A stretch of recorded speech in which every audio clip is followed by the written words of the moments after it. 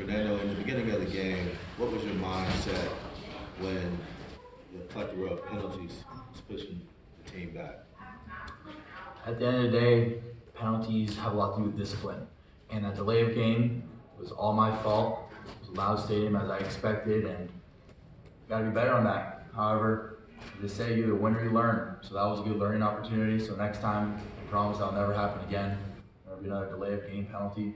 So I had to learn from that moment. But at the end of the day, even after those penalties, our message to the offense was to not wait around, see what happens, see how the other aspects of the game play out, but to go there and take the first punch, make the first punch. And I thought we did a good job of that with the touchdown that Jaden had, a long one, and we just got to capitalize on our other opportunities. Fernando, you threw some nice ball, that wheel route to Jaden for the TD, and that beautiful TD pass to Taj right over the defense, and had a couple more balls that, if they would have been brought in like they should have been, it could have been a different game. I mean, how do you keep your head in the game when disappointments like that happen? And also, you guys move the ball reasonably well against one of the best defenses in the country, so there's something to be said for that too.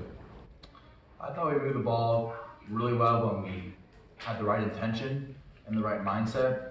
I thought that even in that touchdown drive to Todd, I didn't think anyone was stopping us that drive. So I was really excited to see both of those guys score. And at the end of the day, I need to do a better job of making a little bit more accurate throws. So it is what it is. You move on. Me and a receiver don't connect. Me and a tight end don't connect. So what? Next play. Got to move on from that. And that's how great teams drive down the field. And that's what we're aspiring to be.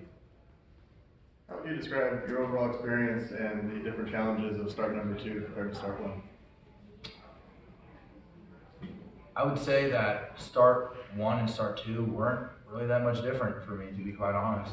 At the end of the day, they're both high pressure situations, which I believe that I thrive in. And second of all, I mean, at the end of the day, I'm just going out there playing football, going through my process. So I was really happy and able to gain more experience and to be able to gain leadership experience and playing experience at the same time. And they had a great crowd out here. It was really loud, so I got to fix some inconsistencies and just that I had on my part. But at the end of the day, we got to be better. They say that the more you're out there as a quarterback, the more the game slows down for you. Obviously, the game wasn't too fast for you last week, putting so many points on the board, but did you sense a difference, more of a calm this time, or is that something you felt like you had right away as soon as you got playing time? Against the Oregon State defense, the first couple of drives, the first 2 drives, I had the first game jitters.